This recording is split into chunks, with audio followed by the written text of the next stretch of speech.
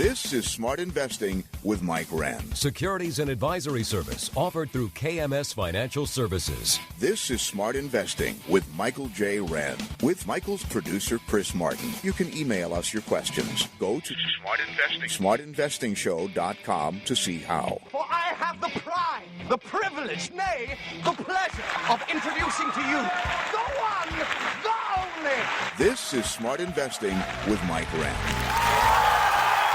Well, hello again, everybody. You have pressed play on another podcast of the Smart Investing Show, where we try to take the topic of investing and make it, number one, easier to understand.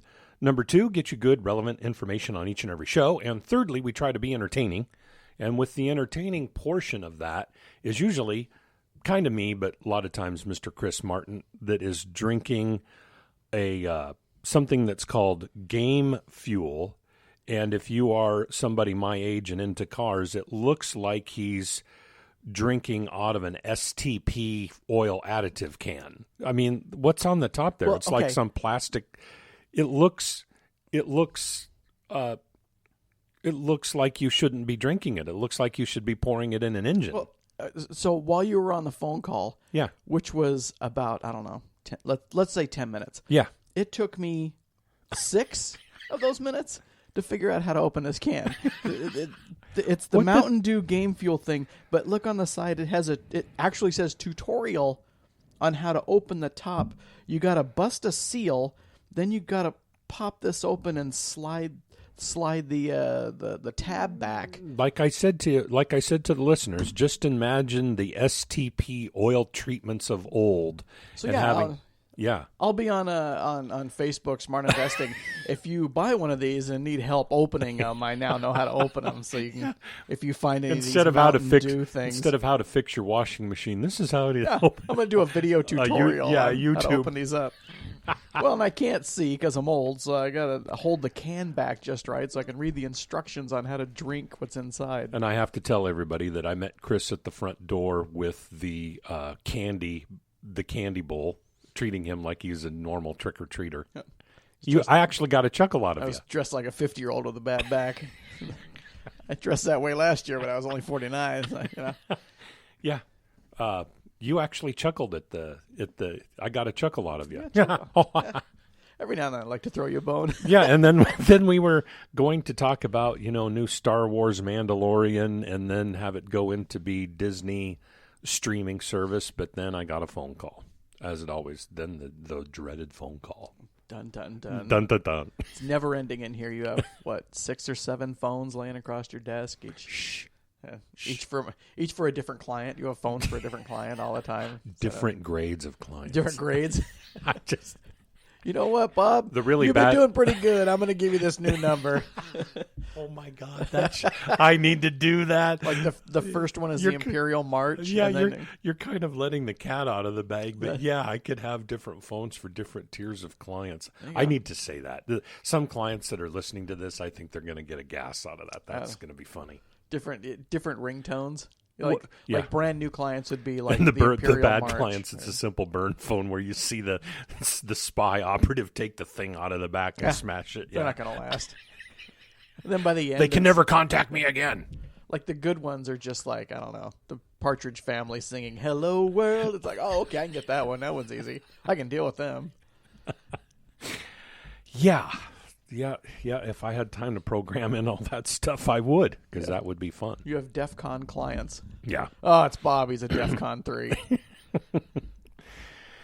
So today's show, it's getting, some shows are harder to prepare for than others because I believe I said this last week. There's nothing that's coming to my mind that's really, really frustrating me or irritating me or, whatever. It's, a lot of what I do is research to make sure that the stories that the companies have don't change, that the management still has the same, thoughtfulness, that earnings are doing what they're supposed to do.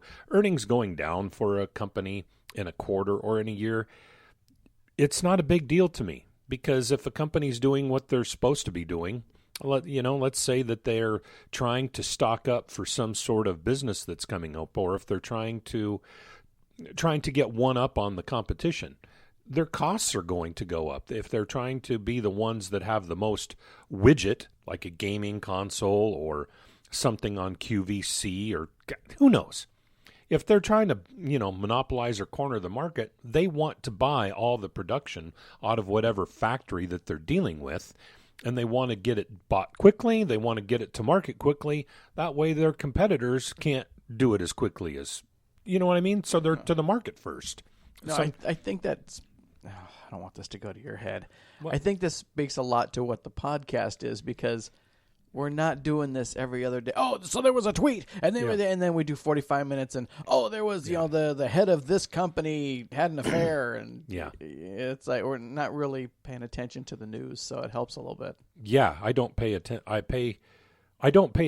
to the news. It's merely some static commentary that I've found that to get all I need to know for the news for any particular day takes at the maximum 5 minutes. 5 minutes of reading, 5 minutes. If it's a written journal, 10 minutes. 10 minutes, because everybody's a simpleton out there. Their brains work extremely slowly. You can tell that on the internet that there's a lot of people that aren't even writing the articles. You can tell that some speech algorithm is writing the article for somebody. How do I know? Well, years and years and years of, toys, remote control cars, instruction manuals that are printed in Taiwan that they try to convert it to English before they send the thing over here, and you can tell that's how you can tell, so don't immediately dismiss something that if you're reading something on the internet, no, that's the wrong word. That never happened before these algorithms. It didn't happen. It didn't happen with the regularity that it happens now. And it's just that people are kind of, let me put it to you this way, psychologically. How many of you listening to this podcast right now remember specifically the moment that you started, the moment that you ended, and what it felt like to be brushing your teeth this morning? And I know that we're not broadcasting in the UK, so I know most of the people listening did brush their teeth. And we say goodbye to our English listeners. The UK listeners. Remember, we're actually overseas, too. Yeah, well, if you're in the UK, you guys have horrible teeth. You tell us that we're fat, and I'll tell you that you got teeth that you guys haven't brushed your teeth since the White Album, man. So anyway. You know the fat thing, I'm going to own it. All right, yeah.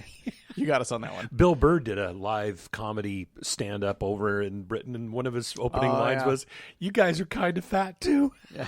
Did you see it? It was pretty brutal. The one that I'm not brutal like him. The one that the wife and I always talk about Bill Burr's thing is he was like sitting at an airport and he watched a woman eat 3 McDonald's muffins. Like a pelican. And then he goes... Didn't he say like a pelican? Yeah. And he goes, and then she wiped her mouth off with the bag like an animal. Oh, yeah. My version of that, driving to work, I was telling my daughter one day, this is how your dad goes to work. Get off the freeway, right on 3rd Avenue, left on Howard. Right there's a church where I believe in the basement that a lot of people that don't have shelter that night, and let me just call a spade, a lot of people that choose not to have shelter for many, many reasons, sleep in the basement of the church. I was driving by just as those people were coming out of the basement. And I will rip a line off from Comedians in Cars Getting Coffee with Ricky Gervais and Jerry Seinfeld, where they looked at the person on the street and they said, after many millions of dollars being spent and scientists giving at least a year or two of research, scientists could not duplicate the homeless hair. The hobo hair. Oh, no. Yeah. I'm just thinking out loud. Well, so glad we're not live anymore. Well, and then, I wish we were. And then you have all these people at Spokane, broken, this and that. Yeah, there's too many freaks downtown. There's too many people panhandling. There's too many people that are tripping out. I would pick them up in a black van, just like an old school, but I would do it a little bit more forcefully. Well, remember Will Ferrell in Old School? Oh, yeah. Yeah, guys get out with the nylons pulled over their head. That's what I would do. I told you that one time I went down to that 7-Eleven on 3rd, and I saw a guy on crutches beating up another guy in clown makeup. that pretty much sums up Spokane. So what I was telling my daughters, I told her, I said, I have all those people. We'll just call those the honor club, the honor roll, like the Breakfast Club from years gone past. Red light at 2nd Avenue. Something catches my eye. What's coming down what kitty corner from me? What's coming down the sidewalk? Well, it is a motorized wheelchair. And the wheelchair, who's in it? There's a woman. There's a lot of a woman in there. In fact, there's so much woman that I would estimate that the woman is probably 400 pounds if she's an ounce. And of course, there's no suspension on a wheelchair, isn't there? So there's a lot of jiggling going on while this wheelchair goes over these bumps. And I'm thinking, oh my. And then I see her arm kind of doing the floppy thing. She's got an elbow out, like you're raising an elbow. What's in her hand? Of course she's smoking. I mean, that's perfect. We've got two. We've got morbid obesity, and then we've got smoking. And what was the trifecta, you wonder? There was a little teeny dog walking with her on a leash, and the dog was like a third of the size of a Chihuahua. And so the dog looked like it was running the Kentucky Derby to keep up while this motorized wheelchair was going. And I thought to myself, it's going to be a good day. And these are the stories that I share with my daughter that are based, guess what, 100% in reality. That's what you see in downtown Spokane. Happy day. I now know how the guy who hired Bill Burr for the England thing feels standing off stage, listening to him scream at the audience about how ugly they are. No, I'm just saying that. No, I get it. Yeah, there really isn't a spin. I'm just commenting on what I saw and kind of having a wry, sarcastic smile, telling my 13-year-old daughter, things could be worse. It's going to be a good day. Yeah. Well, I told you about the guy I saw at the Northern Quest Casino. He had the oh yeah, I forgot the Zach Galifianakis thing from Hangover. He had like the little baby carriage thing, but a dog was in it. And he kept turning his head to the side so he could put a cigarette out. So he wouldn't blow smoke. So he would blow smoke in the dog's. And this was 8 a.m. In the dog's face? Yeah. Yeah, so he would not blow smoke in the dog's face. But he was so overweight that when he reached over to press the button on the slot machine, he would squish the poor dog, and you could see it in its face. It's like one of those toys for the little kids where you squeeze it and the frog's eyes bug out. That's what it was like. This poor dog sitting there in a fog of smoke, and he looked over at me and just said, "Kill me, kill me." I said, "Sorry, dog." Well, at first I was going to say, "Wow, that's a poster child for the Humane Society," but then the second shoe dropped, and then maybe we need to get my guy and your girl together. Yeah, they could. He could get a motorized wheelchair and they could have a club. So I feel dirty about the last 3 minutes. I'm not going to lie. No, I don't, because it's actually, people are wondering, it's actually a Segway, believe it or not. And the Segway. I thought it was a wheelchair. Ba-doom-tsh. Thank you. So what I'm telling you is that the reality is when a person does what I do, is that I'm paying attention to companies and I'm paying attention to my clients' psychology. That's what I'm doing. And I'm also, of course, paying attention to, my industry. Oh, yes, I know how much money you want to retire on and what you want your monthly income to be. Those are simple mathematical equations. What's hard about it? Well, yeah, it's kind of like losing weight. It's like, oh, if I lose a pound a day, in so many days, I'm going to be the weight that I want. Where's the hard part? Well, the hard part is losing that pound. It's actually where the rubber meets the road. You can do the calculation all goddamn day that you want, but unless you save the money or unless you put down the Snickers bar, stop it, Mike. Unless if you put down the Snickers bar. As I just burp up the Butterfinger I took out of your trick-or-treat bowl. Yeah, unless you actually do the work, it ain't going to happen. So that's how come I spend my time, and that sentence was extraordinarily accurate, on my client's psychology.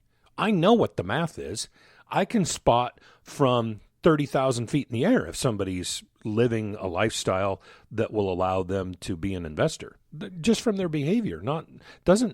It's not the size of the house that they live in. It's not if they drive a beat-up car or a fancy car. It has nothing to do with that, even though you have all these books that are somewhat entertaining, like The Millionaire Next Door. There's a lot of truth to them, but there's a lot of not truth to them, too, or at least not what I've seen. So, yeah, that's how come I spend the time on companies and on investor psychology. So when we're trying to think of doing a podcast and what to talk about, if I'm spending my time on companies and there's nothing earth-shattering to talk about, well, then there's nothing earth-shattering to talk about. And if I think that I've hammered really all of the main points on investor psychology over like the last 5 shows, then I'm thinking, wow, I don't want to continue kicking the same can down the road. I'd like to have some other take on psychology, and sometimes there just isn't anything earth-shattering to talk about, like pro sports players. You see them perform on a Saturday, a Sunday, or a Friday, maybe Thursday night football. You don't see all of the time that they're in a room drawing up the plays. You don't see them at the practice. And so today's show is me just tending to the fundamentals. And a fundamental show might be kind of instructive, but it might not be as entertaining as some of the other ones, hearing me go off the handle about some topic or another. So, with that being said, what am I thinking about? If I'm thinking about companies, Mike, and investor psychology, what's your take? What do you mean? And I said, well, what do I mean is now investor psychology, it's been more than 10 years where everybody's thinking that the market's going to go down big at any moment. And they've been, and the great populace of the world, or especially the United States, has been expecting it to go down at any point. And it hasn't. It's gone down. It's a few times here and there, but it hasn't done the almighty crash that everybody was expecting. And it's kind of like crying, what Chicken Little say, the sky is falling? Mm-hmm. When you're saying the sky is falling for the 37th time, a lot of people quit listening. And so a lot of the, what do you call that? Sensationalist news about the stock. Yeah, sensationalist. I think it's having a little bit less of a bite over like the last 6 months than the time periods prior to that. I think that the election is kind of starting to take over. And I even heard on the news the other day, not that we can believe it, but a news article that was spoken over the radio, to be very, very accurate, was saying that the listenership, the ratings for channels like Lifetime and Hallmark are actually going up.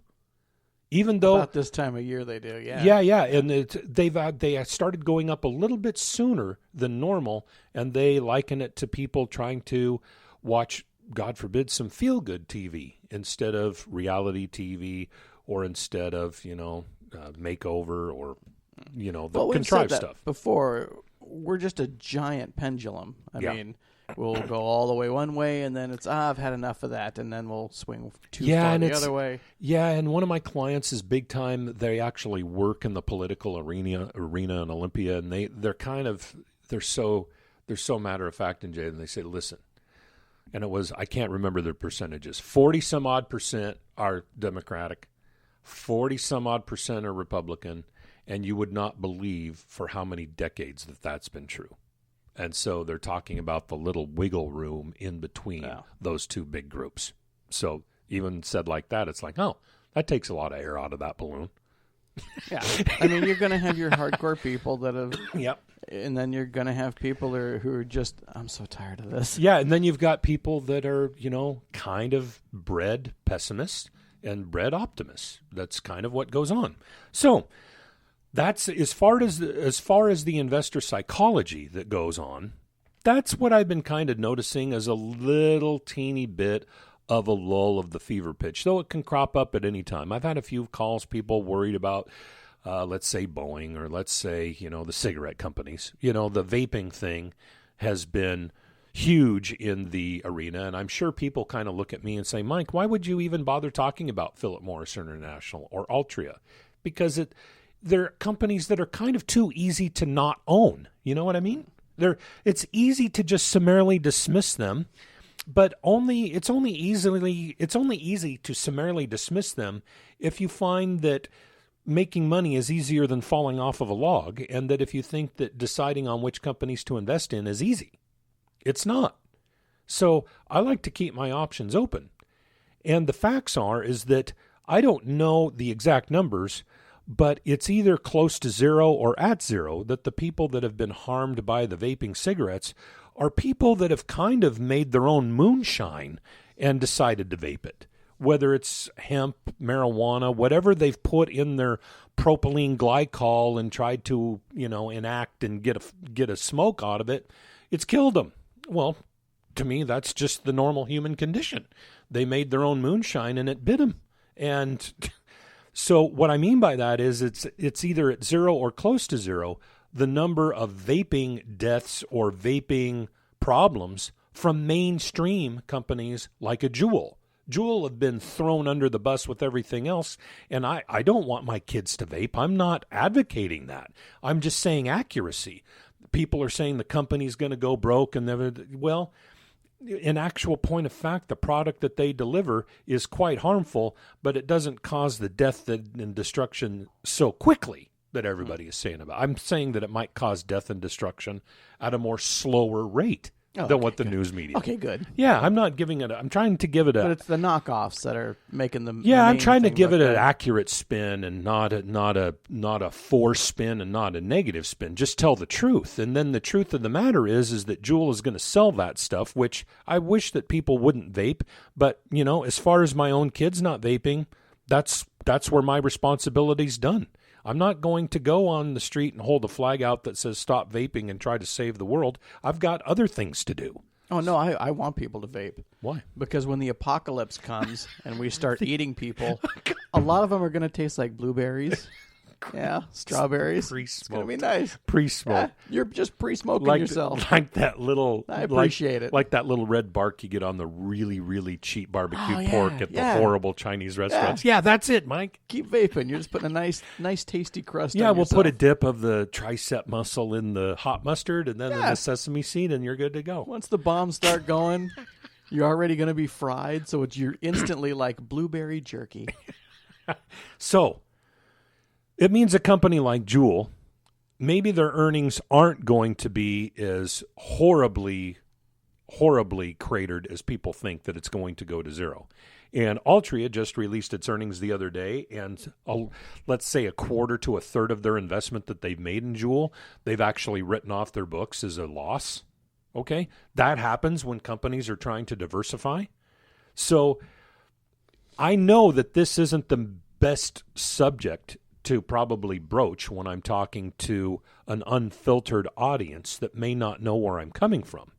But what I'm telling you is that there might come a point in the not too distant future where you have a whole bunch of hipsters promoting some sort of a company that just seems like it's the greatest thing, yet the company doesn't have any earnings, but it's completely friendly, completely, nice to humans, blah, blah, blah, where you will simply lose your ass in that investment.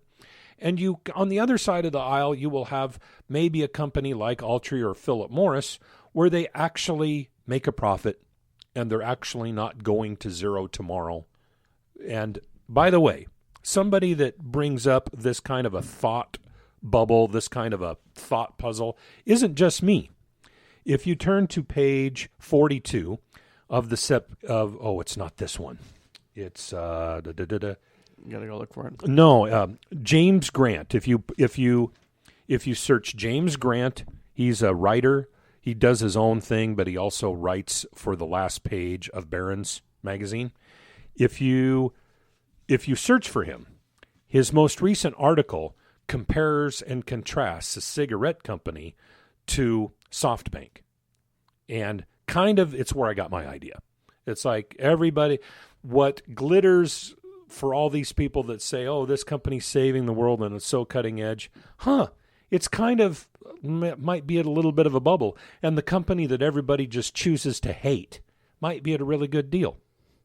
This kind of reminds me of a conversation I had with my daughter. She's having trouble finding jobs because she keeps getting jobs at places that are run by people kind of like what you're saying is new and it's sparkly and we're going to do all this, but they have no experience and it goes to crap pretty fast. And I'm like, you need to find a job I know you don't like to work at a Walmart or a Rosars or a PetSmart or something, but they're businesses that have been in business for a long time. And they can actually pay you. They can pay you. And they've already been through the things that these new people haven't gone through. Yeah. It's just reminds me of the whole glittery thing and the companies that just keep chugging along. Exactly. And speaking of that, when I'm looking at companies, Another thing that has to deal with investor psychology and my competitors out there in the world, you know what I almost never find? I almost never, ever, ever encounter a client that works with one of my competitors, that when they come to me, they actually own investments that we know what they own. Let me just let that sink in. Almost never do I encounter somebody that's working with somebody else that's thinking of hiring me, so we'll call them maybe a refugee. They want to leave their country of influence. So why do they want to leave? Well, they're unhappy about something. Who knows what? It could be a million things. A lot of times it might be just they're not making any money. But what I find really curiously is that most of these competitors and most people that come from someplace else, they don't own anything that's remotely believable. If they had just one mutual fund and they knew a lot about the mutual fund and the manager, I would actually, I would nod my head and say, I can see your way of thinking. But when they come into the office and they'll have 10 mutual funds split up in a whole bunch of different ways, and the person's saying, oh, I'm going to rebalance this and rebalance that, all of a sudden I start to smell something fishy going on. And then it might not be 10 mutual funds, it might be 10 exchange traded funds. And all of a sudden, I get the picture of somebody spinning plates in front of this client, but there's no plates. They're trying to give them the illusion that they are spinning plates and that they're good at keeping things going. And all I see is that the emperor has no clothes.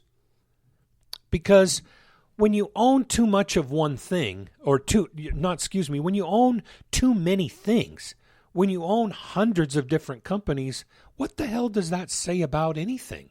Okay, I bought 100 different companies. Yeah, some are going to hit, some are not. I mean, you know that. It's like playing the lottery. It's just number game. My industry has become one big number game. And now you're talking about robo-advisors and all that. What the hell is a robo-advisor going to give somebody when the person's so psychologically flawed that they panic out at every downturn and they buy at the top of every market? You can have the late Stephen Hawking invest your money, and if you do that stuff, it's not going to work out. You can give all your money to Warren Buffett, but if you try to take your money away from Buffett at the bottom of every market and put it in at the every top, you're an idiot. You're never going to make any money. And the reason is because of the person you see in the mirror in the morning. It's not Warren Buffett. It's not a computer algorithm. It's not any of it. You're going to screw it up. So maybe my industry has just decided that, hey, none of these, I don't know what my industry thinks. So this is partly what am I concentrating on? Well, one, I'm making sure that I've got exposure to the telecommunications arena because I think that, broadly stated, telecommunications isn't going away. I don't know. You know what I mean? I think it's a fad. Yeah, I think that you're still going to pay your Verizon or T-Mobile or AT&T bill. Oh, you're kidding. You might still pay that bill? Yeah, I think it might be okay. Well, at this point, you have to. Right. Yeah, it's a modern-day utility. So somebody like a Verizon right now currently pays you approximately a 4% dividend, where the U.S. government pays you like less than 2%. And if you go to Europe, they take some of your money. Happy day. Which one of those do you want to pick? My clients will own some of Verizon. None of my clients own any of the $13 trillion of sovereign European debt that's at negative interest rates, and there's a reason why. Because it's stupid. Duh.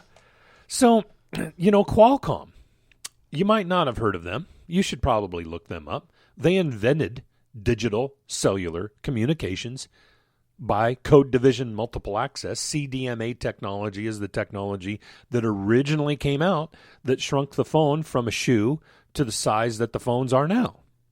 You might want to give them a look up.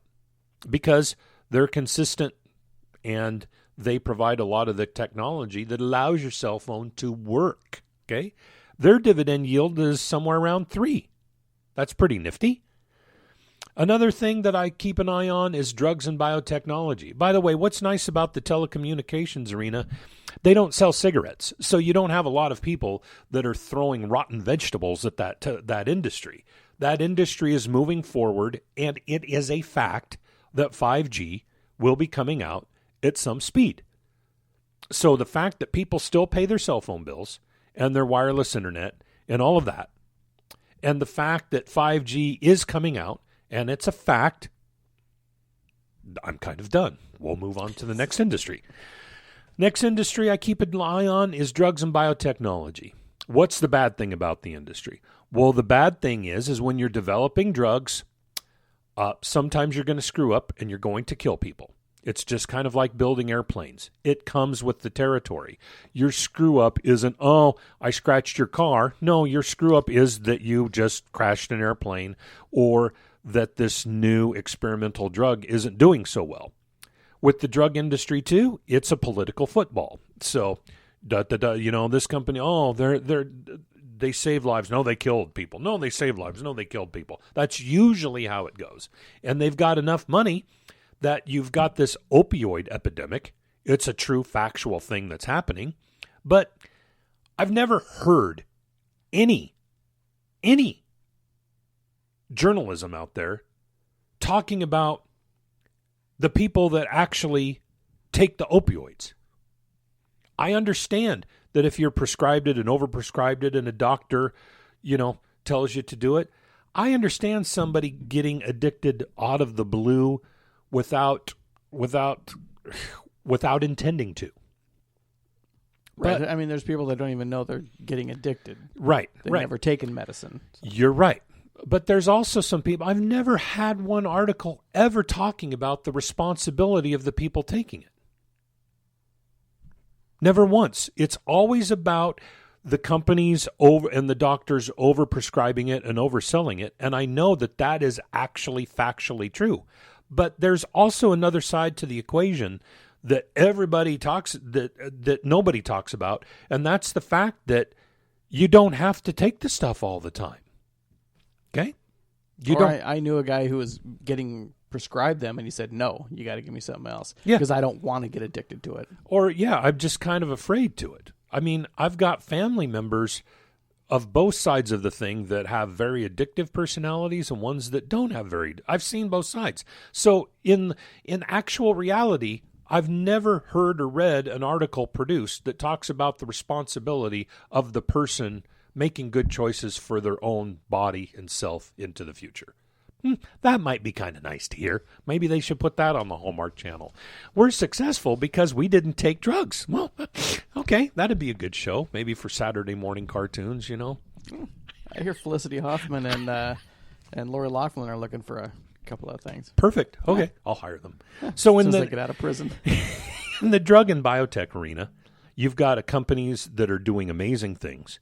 You've got companies that are doing the same things all the time. And then you've got companies that are in the crosshairs of the political arena. Right now, it tends to be the opioid epidemic. With that industry, you have gene therapy that's coming down the line. With CRISPR technology being able to modify the DNA and the RNA, it's a big deal. So you have two kind of competing factions in that industry where sometimes it appears there's more negativity, sometimes there appears more positivity. And I will tell you that with an aging population, I like having exposure to the drug and biotech arena because people are living longer. The longer somebody lives, typically there's more years and opportunity for a doctor to prescribe them some sort of drug that the doctor thinks that they need. You notice how I put those words out there? I said that sentence exactly the way I wanted to say it. I can't remember what comedian it was, but he was talking about how he's like 30 and trying to get like pain drugs or anything is like trying to ask for an extra Arby's sauce when you're at Arby's. But when they're like 80, he goes, my grandma just pulls in with a wheelbarrow and says, I need more. And they just dump it on in. Yeah, kind of. I mean, I remember getting an eye check and I'm not I'm not thin, but I'm not fat. I don't look great as far as aesthetically, but I don't look unhealthy. And I remember the ophthalmologist saying, do you take any medicines right now? No. And they asked me like 2 or 3 more times, and it's like, am I supposed to be taking medicine? Or I said, what the F word? I said, the answer is no. Oh, I'm sorry. I guess I wasn't listening to myself. I said either that or every other person that comes in here is taking something, I almost walked out then. It's like, if you're not listening, I don't want you poking my eye. And if you're assuming something, I don't want you poking my eye. Ow. What?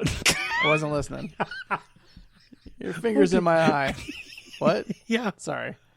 I was thinking about Walking Dead.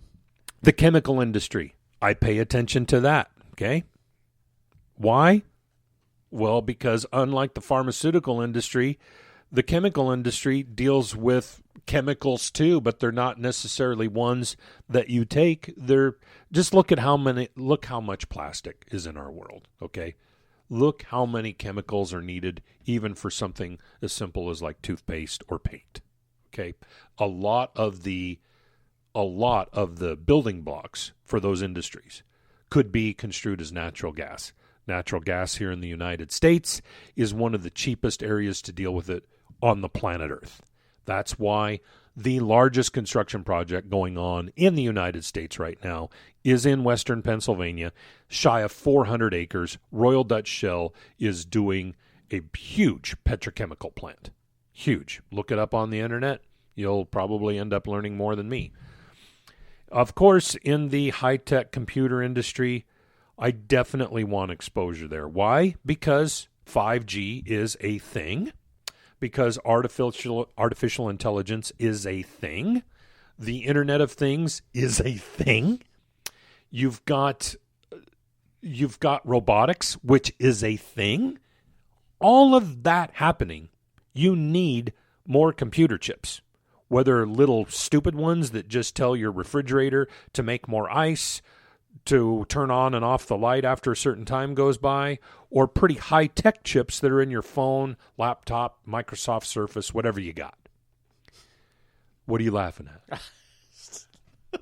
What are you You're laughing at? Last night, my wife and I you get to that point where you're kind of like giddy stupid, like right now? Sleep. Yeah. So she has an Apple or an iPhone, and I have a Droid, and I kept asking hey, Google, make a fart noise, and then it would do it, and then she couldn't get Siri to do it, and I just thought, how much technology is in this phone, and look what I'm doing to it right now. Yeah.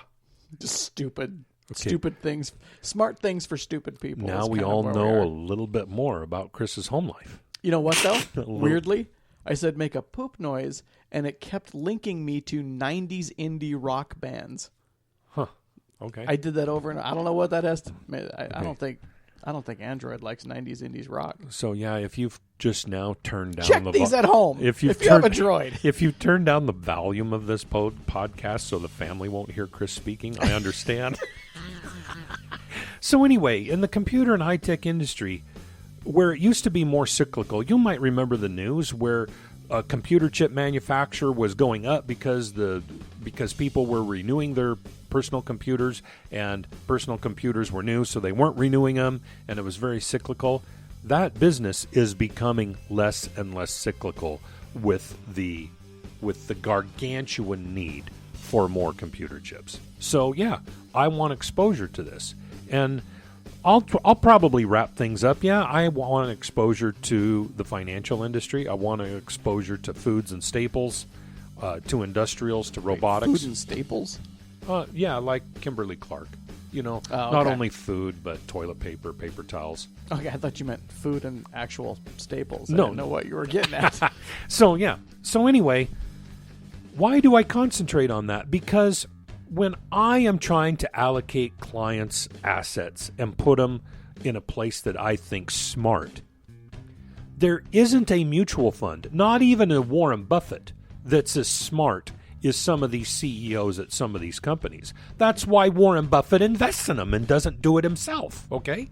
So I want to own those companies for my clients that have good management, good boards of directors, a good business that they've been doing for years, and will continue to do into the future to the best of our recollection, the best of our estimation looking forward. That's all that we can do. But at least I'm not one of those people in my industry selling you 10, 20, 30 different funds or exchange-traded funds. I'm on the same side of the table. I want to invest in companies that make you money and companies that you'll understand. That way, when the market goes down, you'll realize that you might be starting to worry about the economy doing badly, but then you'll wake up and realize, I am in the drive-thru of McDonald's. I'm 4 cars back. I own McDonald's stock. I all of a sudden feel a little bit more okay about my portfolio. Done. That's what I want it to be. So, anything else for... That's the end of the podcast, people. No, I think I got everything. Okay, so let's not say just cut it bang. Just dead air. I got to say, I got a couple of emails from people that were like, what was the Facebook thing? Because I can't find it. So I'll be linking the Facebook page in the show notes. So if you like this, just look at the little description of the show, and it'll be in there. So you can just click right onto it. Yeah, thanks for listening. We'll be back again in another week or two.